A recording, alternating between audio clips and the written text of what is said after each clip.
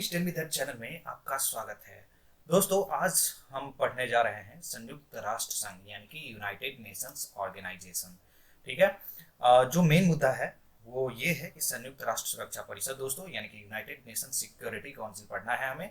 लेकिन ये जो है संयुक्त राष्ट्र सुरक्षा परिषद यानी कि यूनाइटेड नेशन सिक्योरिटी काउंसिल जो है, इसको पढ़ने से पहले जो है हमें संयुक्त राष्ट्र संघ को समझना होगा। और संयुक्त राष्ट्र संघ को समझने से पहले जो है हमें जो है सो प्रथम विश्व युद्ध के बारे में थोड़ा सा जानना पड़ेगा।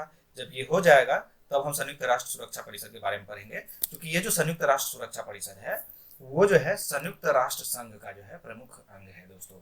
ठीक है, आगे हम पढ़ेंगे जो संयुक्त राष्ट्र के जो प्रमुख अंग है, ठीक है, ऑर्गन्स ऑफ यूनाइटेड नेशंस जो है कितने हैं, तो वो 6 प्रकार के हैं, जिसमें जो है ये भी एक शामिल है संयुक्त राष्ट्र सुरक्षा परिषद यानी कि यूनाइटेड नेशन सिक्योरिटी काउंसिल।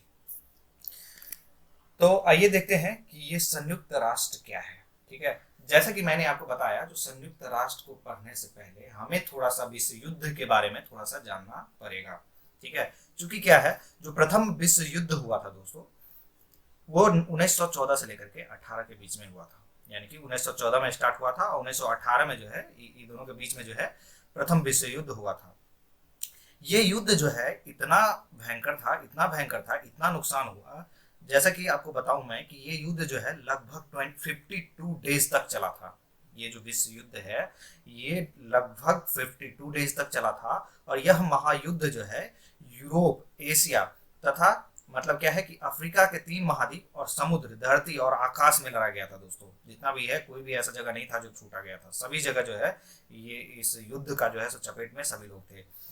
इसमें क्या है, इसमें भाग लेने वाले देशों की संख्या और इसका क्षेत्र जिसमें यह लड़ा गया था, साथ ही साथ यदि बात करें तो इसमें जो हुआ था, जो भी नुकसान हुआ था, इसका जो आंकड़ा जो लगाया गया, इस आंकड़े के कारण ही जो है इसे विश्व युद्ध का नाम दिया गया दोस्तों। अब आप ये बोलिएगा कि प्रथम विश्व युद्ध हम क्यों समझा रहे हैं, तो हम इसलिए आपको समझा रहे हैं क्योंकि संयुक्त राष्ट्र संघ का जो मतलब स्थापना हुआ था यानी कि यूनाइटेड नेशन ऑर्गेनाइजेशन का जो स्थापना हुआ था वो द्वितीय विश्व युद्ध के बाद हुआ था। तो हमें सबसे पहला प्रथम विश्व युद्ध समझना पड़ेगा। और प्रथम विश्व युद्ध के बाद थोड़ा सा जो है हम ये देखेंगे द्वितीय विश्व युद्ध कब हुआ था। उसके बाद हम देखेंगे जो इसको क्यों मतलब जो है सो संयुक्त राष्ट्र संघ का जो है क्यों गठन किया गया था।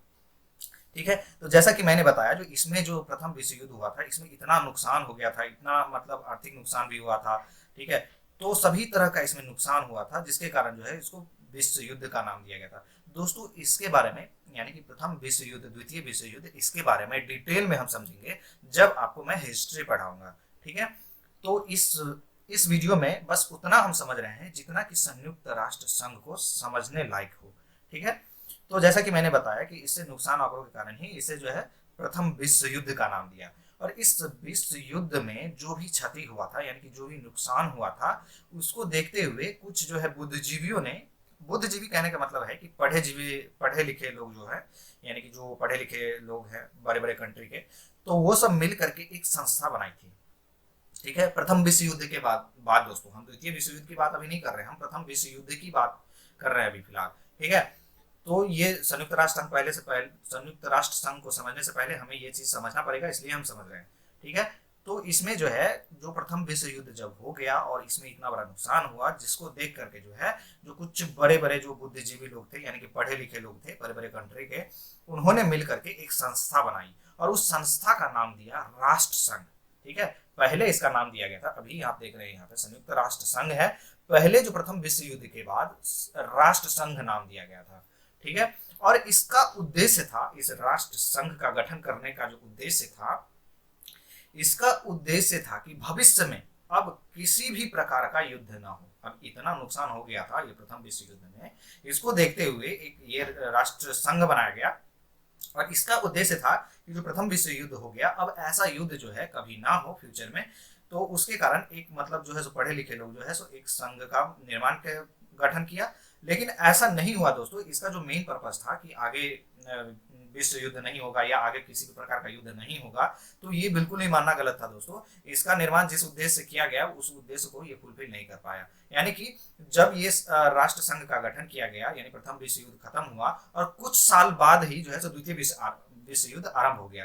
तो आप देख सकते हैं कि जो ये राष्ट्र संघ, ये सिर्फ राष्ट्र संघ का तभी जो मतलब इसका गठन किया गया था, प्रथम विश्व युद्ध के बाद, जो मतलब अब आगे युद्ध नहीं होगा, तो इसका उद्देश्य तो मतलब फेल हो गया, जैसे ही द्वितीय विश्व युद्ध जो है सो चालू हो गया। ठीक है, तो द्वितीय विश्व युद्ध जब चालू हो गया, तो द्वितीय विश्व युद्ध जब चालू हुआ तो ये 1939 में मतलब चालू हुआ, यानी कि 1939 में द्वितीय विश्व युद्ध चालू हुआ, और 1945 तक जो है सो द्वितीय विश्व युद्ध चलता रहा। ठीक है, और ऐसे में ये राष्ट्र संघ जो संस्था बना था, यानी कि जब प्रथम विश्व युद्ध के बाद अब सिर्फ राष्ट्र संघ था, संयुक्त राष्ट्र संघ नहीं था, इतना ही था। तो ये जो प्रथम मतलब ये जो द्वितीय विश्व युद्ध जो खत्म हो जाता है, यानी कि आपको सीधे तौर पे कह सकते हैं कि ऐसे में ये राष्ट्र संघ जो संस्था बना था उसको समाप्त कर दिया गया। और जब 1945 में द्वितीय विश्व युद्ध खत्म हो जाता है दोस्तों, तो एक न्यू संगठन बनाया जाता है जिसको नाम दिया जाता है संयुक्त राष्ट्र संघ। इंग्लिश में इसको यूनाइटेड नेशन ऑर्गेनाइजेशन कहते हैं दोस्तों। ठीक है, यानी कि द्वितीय विश्व युद्ध जब हो गया, ठीक है, 1945 में, तब जो है इसका गठन किया गया संयुक्त राष्ट्र संघ। संयुक्त राष्ट्र संघ से पहले प्रथम विश्व युद्ध के बाद जो है संयुक्त राष्ट्र संघ था सिर्फ, लेकिन इसका जो उद्देश्य था प्रथम विश्व युद्ध के बाद अब कोई भी प्रकार का युद्ध ना हो, उसके कारण राष्ट्र संघ का निर्माण किया गया, लेकिन उसको तो ये फुलफिल कर पाया नहीं, जिसके बाद जो है इसको खत्म कर दिया दूसरे विश्व युद्ध के बाद, और जो है संयुक्त राष्ट्र संघ का जो है गठन किया गया। जैसा कि आप देख सकते हैं यहाँ भी लिखा हुआ है कि द्वितीय विश्व युद्ध के बाद विश्व में अशांति का माहौल को समाप्त करने हेतु विश्व में यानी कि वर्ल्ड में शांति स्थापित करने के लिए एक संगठन का निर्माण किया गया, और जिसे संयुक्त राष्ट्र संघ यानी कि यूनाइटेड नेशन ऑर्गेनाइजेशन कहा जाता है दोस्तों। ठीक है, और इसका जो मेन उद्देश्य था, मतलब जो इसमें कुछ पॉइंट है दोस्तों, तो उसमें ये है कि इसका निर्माण के लिए जो है सर्वप्रथम सम्मेलन जो है, जो इसका सम्मेलन हुआ था वो अगस्त 1944 के वाशिंगटन के ऑक्स भवन में आयोजित किया गया था, जो कि 2 महीने तक चला था। ठीक है, और दूसरा जो इसमें पॉइंट है, संयुक्त राष्ट्र संघ यानी कि यूनाइटेड नेशन ऑर्गेनाइजेशन की जो स्थापना हुआ था, वो स्थापना 24 अक्टूबर 1945 को हुआ था। ठीक है, आप जैसा कि मैंने बताया जो द्वितीय विश्व युद्ध था वो 1939 से चालू हुआ और 1945 में खत्म हो गया, लेकिन इस यूनाइटेड नेशन ऑर्गेनाइजेशन का जो खत्म मतलब जो है मतलब स्थापना हुआ, वो प्रथम विश्व युद्ध जब 1945 में ही खत्म हुआ, तो उसी में जो है अक्टूबर यानी कि 24 अक्टूबर 1945 को इसका जो है सो गठन किया गया। अब बात आती है कि संयुक्त राष्ट्र संघ का गठन करने का क्या उद्देश्य था दोस्तों। तो दोस्तों इसका मेन उद्देश्य है कि अंतरराष्ट्रीय शांति और सुरक्षा को बनाए रखना, यानी कि वर्ल्ड लेवल पे जो भी मतलब किसी भी मतलब 2 देशों के आपसी मतभेदों को दूर करने के लिए, और साथ ही साथ जो है भविष्य में मतलब ये प्रथम विश्व युद्ध और द्वितीय विश्व युद्ध के अलावा तीसरा विश्व युद्ध कभी ना हो ऐसा। ठीक है, इसको शांति के लिए यानी कि 2 देश आपस में ना लड़े, ऐसा कभी मतलब युद्ध ना हो, तो आप सीधे तौर पे कह सकते हैं कि विश्व युद्ध ना हो, इसके लिए संयुक्त राष्ट्र संघ का गठन किया गया था, यानी कि शांति के पर्पज से संयुक्त राष्ट्र संघ का गठन किया गया था। और ये जो संघ बनाया गया दोस्तों, तो स्टार्टिंग में इसमें बहुत सारे देशों का सहयोग था इसमें। ठीक है, इसका गठन जो किया गया था तब इसमें बहुत सारे देशों का गठन किया, और स्टार्टिंग में यदि हम बात करें तो इसमें ओनली 51 कंट्री जो था इसमें शामिल था, जिसमें भारत भी शामिल था। ठीक है, 51 कंट्री में भारत भी शामिल था दोस्तों, लेकिन धीरे धीरे इसकी संख्या बढ़ती गई, और अभी वर्तमान मतलब प्रेजेंट में यदि बात करें, वर्तमान में यदि बात करें, तो इसमें 193 सदस्य है इसमें। तो संयुक्त राष्ट्र संघ में 193 कंट्री है इस संयुक्त राष्ट्र संघ में। स्टार्टिंग में यदि बात करें तो हम मतलब जो है मात्र 51 कंट्री था इसमें। ठीक है, जैसा कि आप यहाँ पे देख सकते हैं यूनाइटेड नेशन के संस्थापक सदस्य देशों के कुल संख्या 51 थी स्टार्टिंग में, लेकिन यूनाइटेड नेशन या संयुक्त राष्ट्र संघ का नाम सर्वप्रथम जो है अमेरिका के राष्ट्रपति फ्रैंकलिन डी रूजवेल्ट ने दिया था। ठीक है, जो इसका नाम दिया था वो अमेरिका के राष्ट्रपति थे उस टाइम पे दोस्तों, तो वो दिए थे फ्रैंकलिन डी रूजवेल्ट जो उनका नाम था, उसने ये संयुक्त राष्ट्र संघ का नाम दिया था। इसके अलावा जो है इसका प्रावधान यानी कि इसका जो ये संयुक्त राष्ट्र संघ का जो प्रधान होता है, जो मेन था वो मुख्यालय न्यूयॉर्क में था, जो इसका मेन मुख्यालय था। ठीक है, वो न्यूयॉर्क में है, और इसके सदस्यों की यदि वर्तमान में संख्या बात करें तो 193, जैसा कि मैंने आपको बताया। ठीक है, ये आप देख सकते हैं, ये यूनाइटेड नेशन का फ्लैग है दोस्तों। ठीक है, ये जो आप देख सकते हैं ये जैतून है, और ये जैतून की पत्ती है दोस्तों, जो कि ये मतलब स्थापित करता है कि शांति शांति का प्रतीक है ये। और ये देख सकते हैं इसमें ये वर्ल्ड मैप है और इस तरह से है, यानी कि इसका मात्र उद्देश्य है कि ये वर्ल्ड लेवल पे जो है सो शांति का प्रतीक है ये, ठीक है। तो इसका भी कुछ उद्देश्य है, ये जैतून का मतलब प्रतीक है दोस्तों, ठीक है। अब बात करते हैं कि संयुक्त राष्ट्र संघ के कौन कौन से अंग हैं, ठीक है। तो संयुक्त राष्ट्र संघ की यदि बात करें दोस्तों, तो संयुक्त राष्ट्र संघ के प्रमुख रूप से जो है 6 अंगों में बांटा गया है, ठीक है। ये जो संयुक्त राष्ट्र संघ है यानी कि यूनाइटेड नेशन ऑर्गेनाइजेशन जो है, ठीक है, इसको जो है 6 अंगों में बांटा गया है, जिसमें सबसे पहला है वो है महासभा। आप इसको संयुक्त राष्ट्र महासभा भी बोल सकते हैं, या सीधे तौर पे जब महासभा की संयुक्त राष्ट्र की बात तो हो ही रही है तो सीधे तौर पे आप महासभा इसको कह सकते हैं। संयुक्त राष्ट्र पीछे लगाने की कोई जरूरत भी नहीं है, वैसे आप लगाना चाहे तो लगा सकते हैं, ठीक है। जैसे कि मैंने यहाँ पे लिखा है महासभा, तो आप ये भी लिख सकते हैं उसमें जो संयुक्त राष्ट्र का महासभा, संयुक्त राष्ट्र महासभा यानी कि यूनाइटेड नेशन जनरल असेंबली, या डायरेक्ट जो है सो इसको मतलब वो पीछे नाम न बोल करके डायरेक्ट महासभा भी बोल सकते हैं, ठीक है, जनरल असेंबली भी बोल सकते हैं आप। तो अब ये जो है ये महासभा जो है यानी कि जनरल असेंबली है, इसका क्या काम था दोस्तों? संयुक्त राष्ट्र महासभा जो है संयुक्त राष्ट्र संघ यानी कि यूनाइटेड नेशन ऑर्गेनाइजेशन का वह सदन है जिसमें जितने भी कंट्री है यानी कि टोटल जो कंट्री 193 है वो इसमें भाग लेते हैं, इस असेंबली में भाग लेते हैं और किसी मुद्दे पर वोटिंग होती है और अपनी अपनी बातें रखते हैं, और इसी कारण इसे विश्व का संसद भी कहा जाता है दोस्तों। ये जो महासभा है यानी कि जनरल असेंबली, इसको विश्व का जो है विश्व का संसद भी कहते हैं, यानी कि विश्व का असेंबली भी कहते हैं इसको।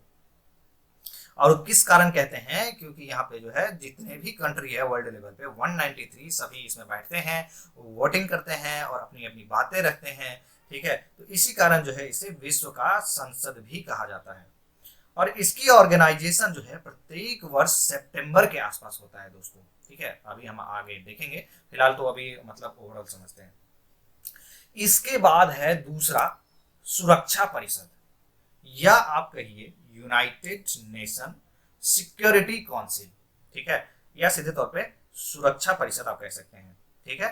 तो इसका क्या उद्देश्य था दोस्तों, ठीक है। इसका उद्देश्य को समझने से पहले हम थोड़ा आगे जान लेते हैं अंतर्राष्ट्रीय न्यायालय, न्याय परिषद और सचिवालय, क्योंकि इसको हमें डिटेल में पढ़ना है सुरक्षा परिषद को, इसलिए हम आगे लिखा हुआ है, आगे हम एक्सप्लेन करेंगे। तब तक हम देख लेते हैं आर्थिक एवं सामाजिक परिषद, ठीक है।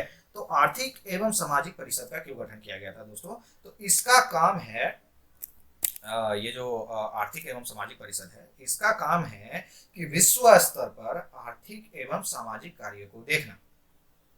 और इसमें यदि टोटल मेंबर की यदि बात करें तो 54 सदस्य इसमें है आर्थिक एवं सामाजिक परिषद, यानी कि इकोनॉमिक एंड सोशल काउंसिल जो है इसमें 52 सदस्य है, और इस 54 सदस्य है इसमें, ठीक है। और ये 54 सदस्य की यदि कार्यकाल की बात करें तो 3 वर्ष के लिए इस मेंबर का कार्यकाल होता है, और उसके बाद जो है इसका वोटिंग होता है, फिर चेंज होता है, ठीक है। तो ये तो था इसका कार्यकाल। अब बात करते हैं हम अंतर्राष्ट्रीय न्यायालय की, ठीक है। ये अंतर्राष्ट्रीय न्यायालय भी बहुत महत्वपूर्ण है दोस्तों। जिस तरह से सुरक्षा परिषद सिक्योरिटी काउंसिल महत्वपूर्ण है, उसी तरह अंतर्राष्ट्रीय न्यायालय यानी कि इंटरनेशनल कोर्ट ऑफ जस्टिस ये भी बहुत महत्वपूर्ण है। तो ये अंतर्राष्ट्रीय न्यायालय क्या है, ठीक है। तो इसका मुख्यालय सबसे पहले बात कर लेते हैं, जो इसका मेन हेडक्वार्टर जो है वो नीदरलैंड में है। और इसमें यदि टोटल सदस्य की बात करें तो वो 15 सदस्य है, और 5 जो है वो अस्थायी सदस्य है दोस्तों, और 10 जो है अस्थायी सदस्य हैं। वो अभी आगे हम मैप में आपको बताएंगे जो कौन कौन से देश अस्थायी है और कौन कौन से अस्थायी सदस्य हैं। स्थायी और अस्थायी दोनों मैप के थ्रू हम देखेंगे, ठीक है। तो जैसा कि मैंने बताया, जो ये बहुत महत्वपूर्ण है अंतर्राष्ट्रीय इंटरनेशनल कोर्ट ऑफ जस्टिस, क्योंकि कोई अंतर्राष्ट्रीय लेवल पे यदि कोई मुद्दा आता है तो इसी में ले जाया जाता है, ठीक है। जैसा कि एक एग्जांपल यदि बात करें तो भारत के जो कुलदीप यादव का आपने नाम सुना होगा, जिसको पाकिस्तान ने फांसी की सजा सुनाया था, ठीक है। और भारत ने इसी कोर्ट में इसका मुद्दा लेकर के गया था, ये कुलदीप यादव का, और मतलब इस कोर्ट में जो न्यायालय मतलब वहां पे था, ठीक है। तो वहां के जो भी जज हैं वो मेन लेवल पे महाजज जो वहां पे लेवल पे हैं, यानी अंतर्राष्ट्रीय न्यायालय में जो भी जजेस हैं, तो उसने ये बताया था जो इसको फांसी नहीं देने के लिए, जो कि मतलब लीगल नहीं है, ठीक है। कोई प्रूफ नहीं है पाकिस्तान के पास, तो उसने प्रूव कर दिया था, तो जिसके कारण जो है कुलदीप यादव की फांसी जो है रुक गई और अभी तक वो जिंदा है, नहीं तो पाकिस्तान उसको फांसी दे दिया जाता। तो जिस तरह से इंटरनेशनल लेवल पे यदि मतलब कोई न्यायालय की यदि बात होता है, न्याय की यदि बात होता है, तो यहीं पे सारा काम सॉल्व होता है अंतर्राष्ट्रीय न्यायालय में, यानी कि इंटरनेशनल कोर्ट ऑफ जस्टिस। ठीक है। इसके बाद यदि हम बात करें तो इसके बाद न्यास परिषद। ठीक है दोस्तों, न्यास परिषद की यदि बात करें यानी कि ट्रस्टीशिप काउंसिल। ठीक है, तो इसमें क्या है कि इसका मेन पर्पस क्या है, इस न्यास परिषद, ठीक है, ये न्यास परिषद का उस समय बनाया गया था, ये जो न्याय परिषद का जब गठन किया गया था तो ये उस समय इसका गठन किया गया था जब विश्व के छोटे छोटे देश आजाद हो रहे थे, और ये देश जो आजाद हो रहे थे दोस्तों, वो अपने दम पे अपने प्रशासन व्यवस्था को चलाने में समर्थ नहीं था। ठीक है, उस टाइम पे इसको चलाने के लिए उतना सा मतलब नॉलेज होना चाहिए। ठीक है, तो एक सीधे तौर पे आप कह सकते हैं कि वो उस देश को चलाने के लिए वो समर्थ नहीं था। तो ऐसे में कुछ बड़े कंट्री को मतलब ये दायित्व दिया गया कि आप वहां का नेतृत्व करें, जो ये छोटे छोटे देश आजाद हो रहे हैं इसको लीड करे, उसको नेतृत्व करे और उसको चलाने की जिम्मेदारी अपने ऊपर ले, और साथ ही साथ उसके उनके अधिकार का हनन न हो, यानी कि उसके साथ कोई अन्याय न हो। ठीक है, तो ये था न्याय परिषद। उसके बाद हम देख रहे हैं सचिवालय। अब ये सचिवालय क्या होता है दोस्तों, तो किसी भी विभाग में अपना सचिवालय होता है जो कि डेली का कार्य देखता है, और यहाँ पे जो कार्य को देखता है उसको दोस्तों हम महासचिव कहते हैं। वो सारा जो मतलब डेली का काम देखा जाता है वो इसी सचिवालय में देखा जाता है। ठीक है, अब आगे देखते हैं आगे क्या है। अब देखते हैं सुरक्षा परिषद के गठन एवं संरचना। जैसा कि मैंने आपको बताया, जो ये संयुक्त राष्ट्र सुरक्षा परिषद जो था, यूनाइटेड नेशन सिक्योरिटी काउंसिल, ये जो मैंने बोला, जो इसको डिटेल में पढ़ेंगे तो इसी को अभी पढ़ने जा रहे हैं दोस्तों। ये दूसरा जो है सुरक्षा परिषद यानी कि सिक्योरिटी काउंसिल, आप इसको सीधे तौर पे यूनाइटेड नेशन सिक्योरिटी काउंसिल भी कह सकते हैं। ठीक है, तो इसका परिषद का गठन एवं संरचना के बारे में जानते हैं। तो इसमें क्या है दोस्तों, मूल रूप से इस सुरक्षा परिषद में 11 सदस्य थे स्टार्टिंग में, जिसे 1965 में बढ़ाकर 15 कर दिया गया दोस्तों। स्टार्टिंग में मात्र 11 सदस्य थे जिसको 1965 में बढ़ा करके 15 कर दिया गया। और सुरक्षा परिषद के 5 अस्थायी सदस्य हैं, जैसे कि अमेरिका, ब्रिटेन, फ्रांस, रूस और चीन सुरक्षा परिषद के अस्थायी सदस्य के पास अस्थायी सदस्य हैं। और ये जो अस्थायी सदस्य आप देख रहे हैं, इसको एक वीटो शक्ति दिया गया है, यानी कि वीटो का अधिकार होता है। ठीक है, अब यहाँ पे आप देख सकते हैं, ये हो गया अमेरिका।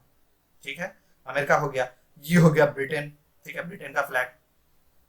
और उसके बाद यदि करें तो ये फ्रांस हो गया, ये रसिया हो गया और ये चाइना हो गया। ये आप देख सकते हैं, ये अस्थाई सदस्य है दोस्तों। ये संयुक्त राष्ट्र जो है उसमें मतलब ये अस्थाई सदस्य है, यानी कि 15 में से ये 5 जो है अस्थाई सदस्य है, यानी कि हमेशा परमानेंटली जो है ये फिक्स है। यानी कि और ये जो कंट्री है, ये पांचों कंट्री के पास एक वीटो शक्ति है। ठीक है, जो कि इसके पास विशेष शक्ति प्रदान करता है। और आपने देखा भी होगा कि भारत भी जो है इस यूनाइटेड नेशंस में जो है अपना अस्थायी सदस्यता चाहता है। ठीक है, कई बार आपने देखा होगा कि भारत पाकिस्तान के जो मतलब ये टेररिस्ट है, यानी ये आतंकवादी को ब्लैकलिस्ट करना चाहता है। ठीक है, और यहाँ पे वो यूएन में जो है यूनाइटेड नेशंस में मुद्दा उठाता है, लेकिन पाकिस्तान ये चाइना क्या करता है, जो अपनी वीटो शक्ति का प्रयोग कर देता है, जिसके कारण जो है सो इंडिया के पक्ष में जो 4 कंट्री भी अगर है तो 5वां यदि नहीं रहेगा तो वो उसको नहीं ब्लैकलिस्ट में डाल सकता है दोस्तों। अगर किसी को मतलब वीटो शक्ति का इस्तेमाल करना है तो पांचों एक साथ जो है यदि किसी चीजों पर सहमत होगा तभी वो काम होगा।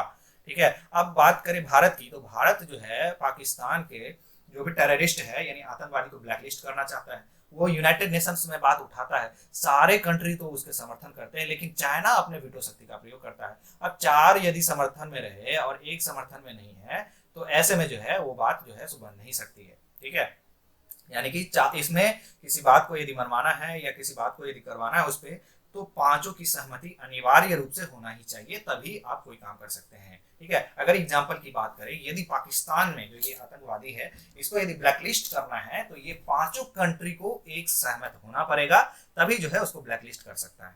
ठीक है, इसलिए जो है भारत भी चाहता है कि इस यूनाइटेड नेशंस जो है ऑर्गेनाइजेशन में इसमें उसको अस्थायी सदस्य मिले, चूंकि अभी तो 5 ही है। ठीक है, तो भारत भी चाहता है इसमें, भारत के अलावा जो है ब्रिटेन भी मतलब जर्मन भी चाहता है, और भी कुछ 4 कंट्री है जो ये चाहता है, जो मतलब इसमें उसको अस्थायी सदस्यता मिले। अब यहाँ पे दोस्तों भारत को यदि वीटो शक्ति मिल जाएगा, भारत अगर इसमें शामिल होता है तो भारत को वीटो शक्ति मिल जाएगा, और जिससे भारत का लेवल विश्व में बढ़ जाएगा। ठीक है, जो भारत का लेवल है वो विश्व लेवल में बढ़ जाएगा, और आतंकवाद से सुरक्षा के लिए एक स्ट्रॉन्ग सिस्टम मिल जाएगा भारत को। ठीक है, एक स्ट्रॉन्ग सिस्टम मिल जाएगा, या आप कह सकते हैं कि एक स्ट्रॉन्ग सिस्टम जो है तैयार हो जाएगा। ठीक है दोस्तों, अब बात करते हैं कि गौरतलब है कि इन अस्थायी सदस्य देशों के, यानी कि जो 5 अस्थायी सदस्य देश हैं, इसके अलावा 10 अन्य देशों के 2 साल के लिए अस्थायी सदस्य के रूप में सुरक्षा परिषद में शामिल किया जाता है।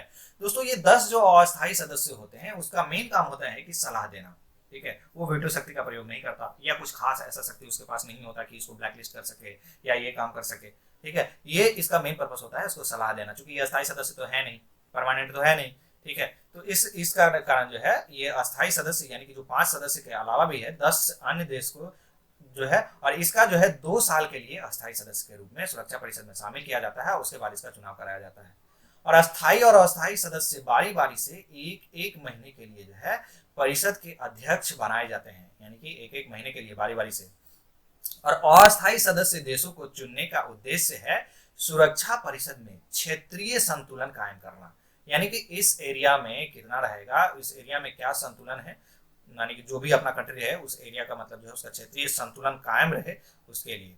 ठीक है, और अस्थायी सदस्यता के लिए यदि सदस्य देशों का दोबारा चुनाव किया जाता है, और इसमें जो है 5 सदस्य जो है एशिया या अफ्रीका देशों से होगा, और 2 दक्षिण अफ्रीका देशों से, और 1 जो है पूर्वी एशिया से, और 2 पश्चिमी यूरोप या अन्य क्षेत्रों से चुने जाते हैं। अब ऐसा क्यों किया जाता है दोस्तों, क्योंकि आप देख सकते हैं 5 सदस्य एशिया या अफ्रीका से देशों से, और 2 जो है दक्षिण अफ्रीका से, और 1 पूर्वी यूरोप से, और 2 जो है पश्चिमी यूरोप से और अन्य क्षेत्रों से चुने जाते हैं।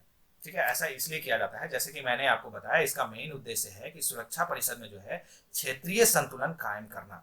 ठीक है, आइए थोड़ा सा इसमें मैप में देख सकते हैं। ये देखिए, जैसा कि मैंने बताया, ये जो 5 जो है 5 सदस्य जो है एशिया या अफ्रीका देशों से होगा, और उसके बाद 2 जो है यहाँ पे देख सकते हैं 2 दक्षिण अमेरिका से और देशों से, और 1 पूर्वी यूरोप से। आप देख सकते हैं दक्षिण अफ्रीका हो गया ये। ठीक है, 2 इधर हो गया, 2 इधर हो गया। ठीक है, और 1 यहाँ से, ये आप देख सकते हैं मैप में, जैसा कि ये हो गया 1 पूर्वी यूरोप से और 2 पश्चिमी यूरोप से। 2 पश्चिमी यूरोप कहने का मतलब मैप में आप देख लीजिए, ये हो गया पश्चिमी यूरोप। ठीक है, ये 2 यहाँ से होगा, 5 यहाँ से, 2 यहाँ से और 2 यहाँ से। ठीक है, तो इस तरह से आप देख सकते हैं 5 और 2 + 7 7 8 9 और 1 10, यानी हो गया ना, मतलब जो 5 अस्थायी सदस्य था उसके अलावा जो है ये 10 अस्थायी सदस्य है दोस्तों।